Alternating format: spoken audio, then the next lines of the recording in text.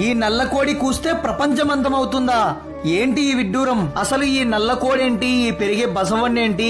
వీటి రహస్యాలు వింటే మీరు ఖచ్చితంగా ఆశ్చర్యపోతారు. ఈ కన్వే బసప్ప టెంపుల్ కర్ణాటక రాష్ట్రంలోని చిక్బల్లాపూర్ డిస్టిక్ సుల్తాన్పేట్ విలేజ్ లో ఉంది. యాగంటిలోని బసవన్న లేచి రంకెలేస్తే కలియుగం అంతమవుతుందని పోతులూరి వీరబ్రహ్మేంద్ర స్వామి తన కాలజ్ఞానంలో రాశారు. అదే విధంగా ఈ గుడిలో కూడా ఒక చరిత్ర ఉంది. ఇక్కడ మీరు చూస్తున్న ఈ నల్లని కోడి కలియుగంలో కూత వేస్తుంది.